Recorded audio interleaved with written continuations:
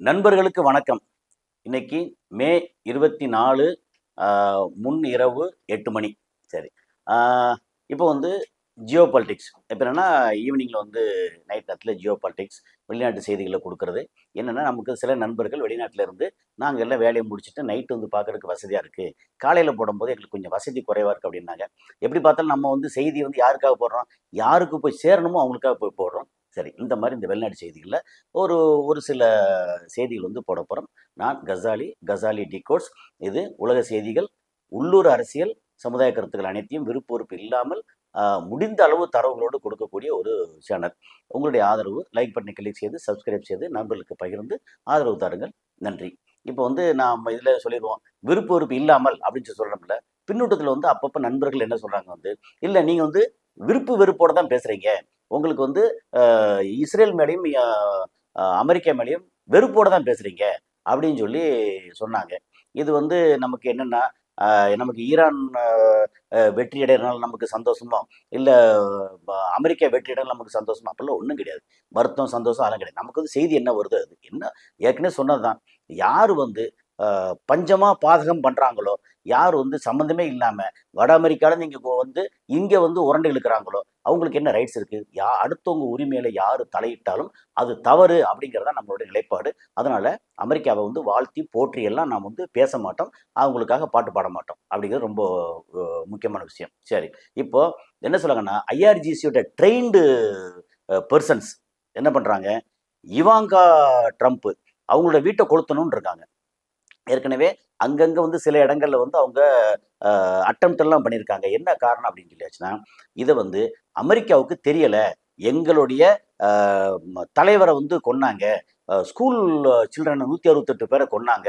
எங்க வீடுகள் வந்து நாசமாக்குனாங்க. எங்க வீடுகள், எங்களுடைய தலைவர் அந்த இடம் எப்படிலாம் நாசமாச்சோ, அது மாரி அவங்க வீட்டையும் வந்து நாங்க கொளுத்துனா மட்டும் தான், இதுக்கு வந்து பழிக்கு பழி சரியா இருக்கும் அப்படின்னு ஒரு கூட்டம். இதுக்கு முன்னாடி அவங்க என்னென்ன அட்டெண்ட் பண்ணியிருக்காங்க அப்படின்னு சொல்லியாச்சுன்னா, இப்ப ஆம்ஸ்டர்டாம்ல வந்து fire bombed the bank of New York uh Mellon அப்படின்னு ஒரு அந்த இதுல நியூயார்க் மெலான், அதாவது பேங்க் ஆஃப் நியூயார்க் அப்படிங்கிற இடத்துல அப்படிங்கிறது வந்து ஆம்ஸ்டர்டாம்ல வந்து ஃபயர் பாம்ப் பண்ணியிருக்காங்க. அதுக்கப்புறம் வந்து என்னன்னா, இதெல்லாம் என்ன சொல்றோம்னா, இவங்க வந்து அங்கங்க அமெரிக்காவுக்கு எதிரா அமெரிக்கா எங்கெல்லாம் ஸ்ட்ராங் ஃபுட்ஹோல்ட் இருக்கோ, அது அமெரிக்கா பேங்கா இருக்கட்டும், அமெரிக்கா தளமா இருக்கட்டும், அமெரிக்கா இடமா இருக்கட்டும், அமெரிக்கா மக்களா இருக்கட்டும் அப்படின்னு. என்னன்னா, இந்த மாரி அமெரிக்கா வந்து சம்பாதிச்சு வச்சது இருக்குல்ல, மக்களோட இந்த கோவத்தையும், வருத்தத்தையும், ஆத்திரத்தையும் சம்பாதிச்சு வச்சிருக்காங்க. அவங்களுடைய அடுத்த ஜெனரேஷனுக்கு அப்படிங்கிறத சொல்ல வர்றது. அப்புறம் லண்டன்ல வந்து ஸ்டாப்டு 2 ஜூவிஷ் விக்டிம். என்னன்னா லண்டன்ல வந்து 2 யூதர்கள குத்திட்டு போனாங்க அப்படின்னு சொல்லி இது வந்துச்சு. அது ஒரு பரபரப்பாச்சு. அது நம்ம எப்படின்னா குத்திட்டு போனா நம்ம வந்து ஆதரிக்கல, எதிர்க்கல. இது வந்து செய்தியா சொல்றோம். ஓகே. அது போக டொரன்டோல shooting at the US consulate building plus 15 more attacks across Europe and North America. So North அமெரிக்காங்கிறது US United States of America, அதுக்கப்புறம் வந்து கனடா, இந்த மாதிரி இதில் வந்துடும். ஓகே. அப்போ ஒரு 15 அட்டெம்ப்ட் பண்ணியிருக்காங்க. இதெல்லாம் பண்ணியிருக்காங்க இன் 3 மந்த்ஸ் அப்படி 3 மந்த்ஸ் அப்படின்னு சொல்லி சொல்றாங்க. அப்போ என்ன சொல்றாங்க? எங்களுக்கு வந்து இவாங்கா ட்ரம்ப் அவரோட வீட்டை வந்து கொளுத்தணும். அதுதான் எங்களோட முக்கியமான லட்சியம் அப்படின்றாங்க. இது சரியானது தானா, சரியானது இல்லையான்னு சொல்லி நம்ம இங்கே கருத்து சொல்ல வரல. அவங்க வந்து டெரரிஸ்ட்டா அல்லது போராளிகளா, எங்க நாட்டுக்காக நாங்க உயிர் தியாகம் பண்ணி இதெல்லாம் பண்ணுவோம். அதாவது ஒரு நாடு வந்து இன்னொரு நாட்ட வந்து தேவையில்லாம போட்டு அடி அடின்னு அடிச்சு அந்த மக்கள கொன்னாங்கன்னா, அது டெரரிசமா? அல்லது அது வந்து நாட்டோட ஒரு இறையாண்மை, நாட்டுக்கான ஒரு புத்திசாலித்தனம், ஒரு சாணக்கியத்தனம் அப்படின்னு சொல்றதா? அது என்ன கணக்குல வரும் அப்படின்னு தெரியாது. அமெரிக்கா பண்றது வந்து ஒரு சரியான மக்கள் விரோத போக்கு அப்படிங்கிறதுல வந்து எந்த விதமான மாற்று கருத்தும் இல்ல. அதே நேரத்துல அமெரிக்கா பண்ணா, இஸ்ரேல் பண்ணா ரைட்டு. மத்த யாரு எதுவும் பண்ணா தப்பு அப்படிங்கிற மனநிலைய வந்து எப்படி கொண்டு வர்றாங்கன்னா, அவங்களுடைய அ இது மீடியா மூலமா கொண்டு வர்றாங்க. முன்னாடி சோசியல் மீடியா கிடையாது. அவங்க சொல்ற மீடியா மட்டும் தான் எல்லாத்தையும் வந்து அ ரொம்ப பயங்கரமா சொல்லிட்டு இருந்தாங்க. உதாரணத்துக்கு இஸ்ரேல்ல ஒரு 5 யூதர்கள கொன்னுட்டாங்கன்னா, ஐயோ! போச்சு போச்சு 5 பேர கொன்னுட்டாங்க. 5 உயிர்கள் 5பாய்ங்க. இதே இஸ்ரேல் ராணுவம் அவங்க வந்து காசாலயோ அல்லது வெஸ்ட் பேங்க்லயோ ஒரு 500 பேர கொன்றுப்பாய்ங்க. அத வந்து போற போக்குல வந்து செய்தி எடுக்கவே விட மாட்டாங்க. அப்படியே 500 பேர் கொன்ட்டாங்க அப்படின்னா 500 பேர். அது வந்து என்னமோ இவங்க வந்து ஒரு பெரிய அ பயங்கரமான ஆட்கள் மாரியும், பாலஸ்தீனியர்கள் இருக்காங்கல்ல, அவங்க வந்து அ ஒரு எலி மாரி, கரப்பான்பூச்சி மாரி, இந்த மாரி வந்து சாதாரணமா அ இது அடிச்சு கொல்லக்கூடியது தான் ஒரு பல்லி, எலி ஒரு சாதாரண ஒரு இது மாரி. அப்படி ட்ரீட் பண்ணாங்க. மனுஷனை அவங்க ட்ரீட் பண்ண மாட்டாங்க. அவங்களோட இது பூரா அப்படித்தான். அப்போ என்னைக்கு வந்து ஒருத்தன் எதிர்த்து நின்று அடிக்கன்னு வந்துட்டாங்கன்னா அவங்களால தாக்கு பிடிக்க முடியாது. அப்போ அமெரிக்கா வந்து உள்ளுக்குள்ளேயும் புறையோடி போய் கிடக்கு, வெளியில இருந்தே வந்து தோல்வி முகத்தில் இருக்கு அப்படிங்கிறது தான் முக்கியமான விஷயம். அதுக்கப்புறம் வந்து இப்போ என்ன அப்படின்னா, இன்னும் ஒரு 72 மணி நேரத்துல ட்ரம்ப் வந்து ஏதோ வந்து சீரியஸா ஒரு முடிவெடுக்க போறாரு அப்படின்னு சொல்றாங்க. ஏன்னா ட்ரம்ப் அங்க வந்து அமெரிக்கால ஆயுதங்கள் ஏற்கனவே ரொம்ப குறைஞ்சு போய் கிடக்கு அப்படின்னு சொல்லி முன்னாடி பேசியிருக்கோம். அது வந்து நிறைய டீட்டெயில எடுத்திருக்கோம். ஆனா அதையும் மீறி இப்ப என்னன்னா, அவர் வந்து வெளியில போன அத்தனையும் வந்து new Jersey memorial weekend plan எல்லாத்தையும் கேன்சல் பண்ணிட்டு திரும்பி வந்திருக்காரு. ஏதோ பரபரப்பா பேசிட்டு இருக்காங்க. இன்னும் ஒரு 72 மணி நேரம் அப்படின்னா நமக்கு இது கிடைச்ச தகவல் வந்து நேத்து டேட்டு போட்ட தகவல் கிடைச்சது. அப்ப 24 மணி நேரம் போயிடுச்சு அப்படின்னு சொல்லியாச்சுன்னா, இன்னும் ஒரு 50 மணி நேரத்துல, ஒரு 45 மணி நேரம் 50 மணி நேரத்துல என்னமாவது பண்ண போறாங்க அப்படின்னா, சண்டே முடிஞ்சிச்சுன்னா மண்டே டியூஸ்டே இதுல வந்து என்னமாவது பண்ண போறாங்க, பண்றதுக்கு ஏதாவது வாய்ப்பு இருக்கா என்று உள்ள சீரியஸா பண்ணிட்டு இருக்காங்க. அவங்களால அந்த இழப்பை தாங்க முடியல. டீடாலரைசேஷன் ஆகி போச்சு. இப்போ வந்து இந்த போர்ல மட்டும் வந்து கிட்டத்தட்ட 100 லட்சம் கோடி செலவு பண்ணியிருக்காங்க, வேஸ்ட் பண்ணியிருக்காங்க. செலவுன்னு வேஸ்ட் பண்ணியிருக்காங்க. இது மாரி ஒன்றும் பண்ண முடியாது அப்படின்ற மாதிரி வந்து சொல்லியிருக்காங்க. சரி, இந்த இந்த இதோட சேர்த்து இந்த போர் நிலவரம் இருக்கு இல்லையா, இதோட சேர்த்து போற போக்கில் இன்னும் ஒரு முக்கியமான மனித குலத்துக்கு தேவையான முக்கியமான ஒரு விஷயம் இருக்கு. அது என்னன்னா, புதுசா ஒரு வைரஸ் வந்து காங்கோல இருந்து பரவிக்கிட்டு இருக்கு அப்படின்னு சொல்லி சொல்றாங்க. இந்த வைரஸ்னால இது வரைக்கும் 150 பேர் செத்துருக்காங்க. இது ரொம்ப வேகமா பரவுது. இதுக்கு வந்து இதுக்கு வேக்சின் கிடையாது. இன்னும் கண்டுபிடிக்கல. எப்படி வந்து கொரோனா வைரஸ்க்கு வந்து வேக்சின் அவசரமா கண்டுபிடிச்சோம், அவசரமா பண்ணோம்னு ஏகப்பட்ட விஷயம் பண்ணாங்க. அதுக்கு பின்னாடி வந்து நம்ம யாரு பில்கேட்ஸ் இருந்தாருன்னு சொல்லுவாங்க. ஓகே, அவர் தான் மனித குலத்துக்கு எதிரி. அவர் தன்னோட சுயநலத்துக்காக ஏகப்பட்ட விஷயங்கள் பண்றாரு. இந்த மாதிரி சிஞ்சண்டான்ற ஒரு கம்பெனி, அதுல இருந்து வந்து மரபணு மாற்றப்பட்ட கத்திரிக்காய், தக்காளியில ஆரம்பிச்சு ஏகப்பட்ட பயிர்கள்ல, அதுக்கப்புறம் இந்த மாதிரி மெடிசின் வந்து டெஸ்ட் பண்றதுக்காகவே நாங்க வந்து அந்த மாதிரி கேட்ஸ் மெலிண்டா ஃபவுண்டேஷன் வச்சு நாங்க எல்லாத்துக்கும் உதவி பண்றோம் அப்படின்னு காசை கொடுத்து ராஜஸ்தான்ல இருந்து நிறைய குழந்தைகள் செத்து போனாங்க. அதுக்கப்புறம் வந்து ஆப்பிரிக்கா நாடுகள்ல ஏகப்பட்ட குழந்தைகள், ஏகப்பட்ட ஆட்கள் செத்து போனாங்க. இப்ப சமீபத்துல தான் இவர் வந்து இப்ராஹிம் தரோரே அப்படின்னு சொல்லி பர்கினோ ஃபாசோ அப்படின்ற நாட்டுல இருந்து உன் வேலையை பார்த்து போன்னு விரட்டி விட்டாப்புல வந்து. ஸோ அங்க இந்த மாதிரி ஒரு சூழல். இந்த காங்கோல இருந்து இப்போ புதுசா ஒரு வைரஸ் வந்திருக்கு. இந்த வைரஸ் வந்து எப்பவுமே ஒரு எவ்வரி 30 இயர்ஸ், 40 இயர்ஸ் இல்லை 50 இயர்ஸ் அப்படிங்கும்போது தான் அது வந்து தன்னை வந்து வேற மாதிரி இடத்துக்கு தகவமைப்பு செய்யும். அதாவது 1900களில் நமக்கு அம்மை வந்துச்சு. அந்த பெரியம்மை, அந்த அம்மையினால லட்சக்கணக்கான பேர் செத்தாங்க. இப்போ அம்மையால யாரும் சாகிறது இல்லை. ஆனால் அதுக்கு அடுத்த வேரியன்ட் வருது பார்த்தீங்கல்ல, அந்த வேரியன்ட் இவ்வளோ அவசர அவசரமாலாம் வராது. அன்லஸ் அதர்வைஸ் இதை வந்து லேபில் வந்து டெஸ்ட் பண்ணி ரொம்ப டெவலப் பண்ணி புதுசாக கொண்டு வந்தாலும் ஒழிய, அப்போ லேபில் டெஸ்ட் பண்ணி மக்களை வந்து எல்லாம் சாகடிச்சு, அது கொஞ்சம் மக்களை சாகடிச்சு பயமுறுத்தி அப்புறம் எல்லா மக்களுக்கும் வேக்சின் போடணும்னு சொல்லி இந்த மருந்து மாஃபியா இருக்காங்க இல்லையா, மெடிசின் மாஃபியா, அவங்களால வர்றது. இது வந்து எப்படின்னா, the former CDC director just said this on live television. I suspect this is going to become a very significant pandemic. It's moving very rapidly, close to 150 death already.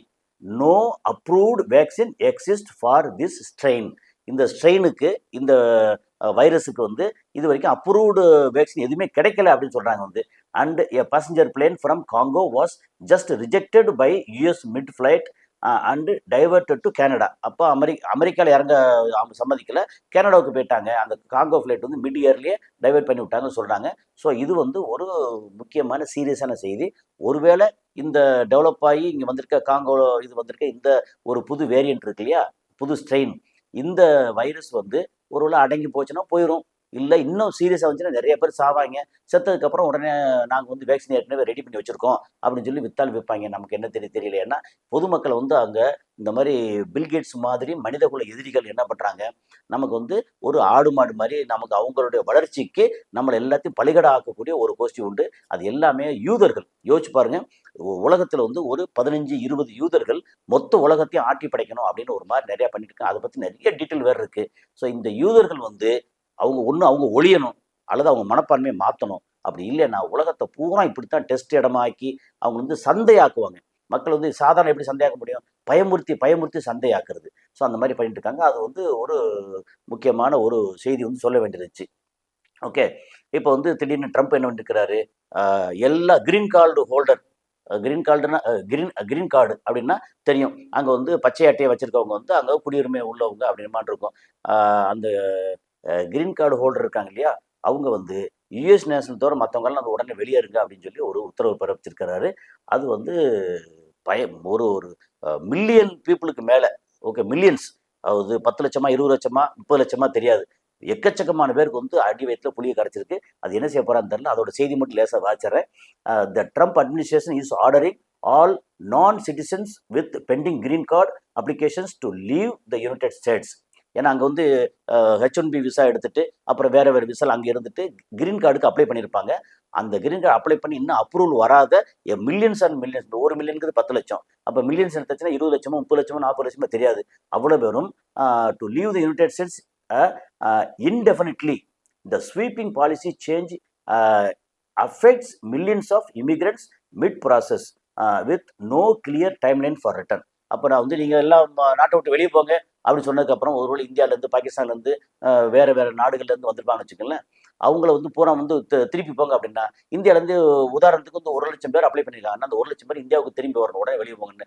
அப்புறம் திரும்ப எப்போ apply பண்ணலாங்கிற idea கூட இல்லை. So அந்த மாதிரி ஒரு உத்தரவை பிறப்பிச்சிருக்காரு அப்படின்னு சொல்கிறாங்க. வந்து இப்போது ஈரானோட திரும்ப கம்பேர் டு ஈரானோட சண்டையில் அவங்க அமெரிக்கா வந்து என்னென்ன இழந்திருக்குங்கிற அந்த ஒரு சின்ன டீட்டெயில். அது என்னென்னா, at least 30 US military bases hit, 27 base அந்த ஏரியா இருக்குன்னா மொத்தத்துக்கு குறைஞ்சபட்சம் ஒரு 30 பேஸை வந்து ஈரான் வந்து அடிச்சிருக்கு. ஆனால் அந்த பேஸ் வந்து உடனடியாக இப்போ ரிப்பேர் பண்ணுற இடத்துல இல்லை. ஆனால் ஈரான் வந்து தன்னோட இடத்த வந்து நிறைய ரிப்பேர் பார்த்துட்டாங்க. ஸோ இவங்க ரிப்பேர் பண்ணுற இடத்துல இல்லை. ஸோ 30 பேஸாவது அடிபட்டிருக்கு அப்படிங்கிறது. ப்ளஸ் வந்து 40+ மிலிட்ரி ஏர்கிராஃப்ட் வந்து ஹிட் ஆயிருக்கு. அது ஏற்கனவே இவர் நம்ம தோழர் சுஃபியான் அவரோட வந்து டீட்டெயில் எல்லாம் பேசியிருந்தோம். ஸோ 40க்கு மேற்பட்ட ஏர்கிராஃப்ட் வந்து அடி வாங்கியிருக்கு. அதுக்கப்புறம் இந்த யுரேனியத்தை வந்து கேப்சர் பண்ண சீஸ் பண்ண நினைச்சாங்க இல்லையா, அதை வந்து ஃபெயிலியர் ஆகிட்டாங்க. ஏன்னா அதை வந்து ஒன்று இதை அடக்கணும், அதை கையில் எடுக்கணும், அது கொள்ளையடிக்கணும் அப்படின்னு என்னென்னவோ ட்ரை பண்ணாங்க, ஒன்றுமே நடக்கலை. ஸோ அதனால் அதில் வந்து ஃபெயிலியர் ஆகிருக்காங்க. அதுக்கப்புறம் வந்து at least 1 US aircraft carrier reportedly hit. அப்படின்னா ஏர்கிராஃப்ட் கேரியர் எப்படி ஜெரால்ட் ஃபோர்டு கேள்விப்பட்டிருப்போம், அது அடி வாங்கி திரும்பி போயிருக்கு. அப்புறம் இது வேற USS ஆப்ரஹாம் லிங்கன், அதுவும் அடி வாங்கியிருக்கு. ஆனால் ஜெரால்ட் ஃபோர்டு வந்து பெருசாக அடி வாங்கி கேட்டால் வந்து அந்த அயன் பாக்ஸு அயன் பண்ணுற இடத்துல ரொம்ப தீ பிடிச்சிருச்சு அப்படின்னு சொல்லி சால்ஜாப் சொன்னாங்க. ஆனால் அது குறைஞ்சது அதை ரிப்பேர் பார்க்குறதுக்கு 14 மாதம் ஆகும்னாங்க. என்ன இப்போ அடி வாங்கி வந்து ஒரு 2 மாதம் தான் இருக்குது. ஸோ இன்னும் வந்து ஒரு 10-12 மாதம் ஆகும் போது எவ்வளோ செலவாக போகுது தெரியாது. ஸோ ஒரு ஏர்கிராஃப்ட் கேரியரே வந்து அடி வாங்கியிருக்கு அப்படிங்கிறத இப்போ அவங்க இது எப்படி இந்த டீட்டெயில் வரதில்லாமல் அங்கே அமெரிக்காவிலேருந்து வரக்கூடிய டீட்டெயில். அதுக்கப்புறம் at least 30 billion in losses on aircraft இவ்வளோ வந்திருக்கு. 30 பில்லியன் அப்படிங்கிறது தெரியும், உங்களுக்கே தெரியும். ஒரு பில்லியன் அப்படின்னா ஒரு 10,000 கோடி அப்படின்னா ஒரு 30 பில்லியன் 3 லட்சம் கோடி ஏர்கிராஃப்ட் மட்டும் அந்த கேரியரில் வேற. அதுக்கப்புறம் இப்போ பார்த்தீங்கன்னா கமேனி என்ன பண்ணிட்டாரு, அவர் செத்து அவரோட மகனை வந்து அங்கே கொண்டு வந்து சேர்த்துட்டாரு.